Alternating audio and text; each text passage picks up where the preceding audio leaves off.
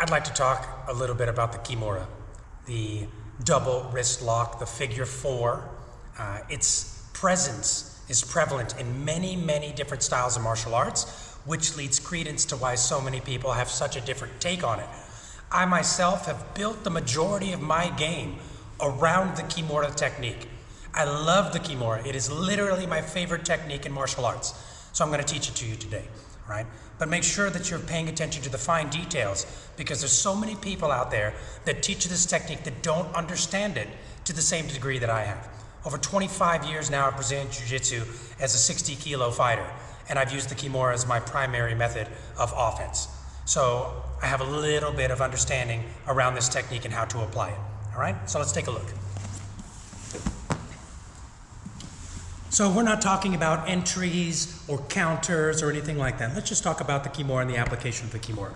First of all, my partner's here. His hands are on the mat. If not, I may have cleared him and put his hands on the mat. They could have been on my waist. I pushed him off.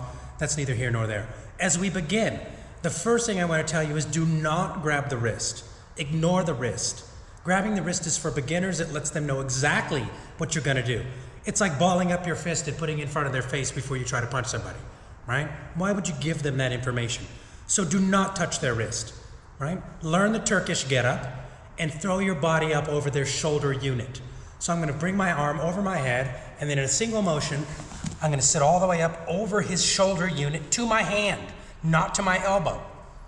Once I have this position, I can start to ensnare the arm.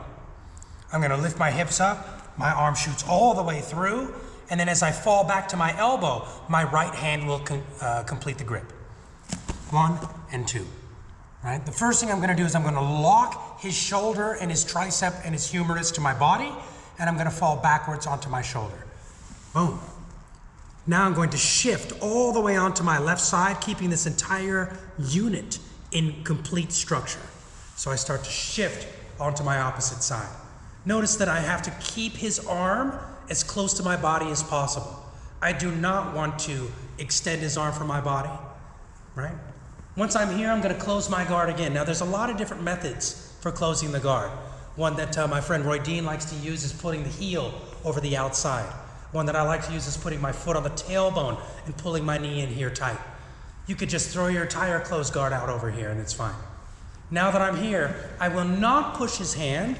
I will turn my far shoulder towards the back of his head. So I keep my tricep nice and tight, and then I start to shift my body, keeping the entire structure and unit nice and tight the entire time. Okay? Let's take another look at the most simple form of entry to the Kimura from the guard. I sit up all at once to my hand, and I ensnare the shoulder unit.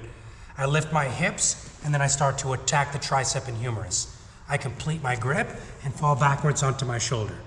I switch all the way to the opposite side of my body, and I close my guard, or I trap his spine. Now from here, my grip is tight. It's tight to my body. I'm pulling it into my body as hard as I possibly can. Then I turn my entire body for the finish, right?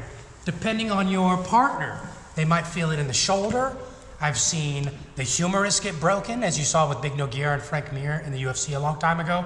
And you can also get damage to the tricep or even some of the tendons around the tricep. So it's a multifaceted technique, and it depends on the makeup and physicality of your partner, not necessarily how you apply it to them.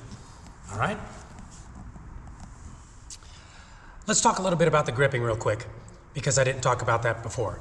I want to make sure that you're seeing that when I'm gripping the figure four from a guard position, my arm is through, I'm above the elbow, controlling the humerus. I'm gripping my own forearm and his forearm, but I am not using my thumbs. I make sure that I go past the thumb line to your primary knuckle line, right? Disengage your thumbs. You do not need them when you're attacking a Kimura from the guard, okay? Notice I specifically said a Kimura from the guard.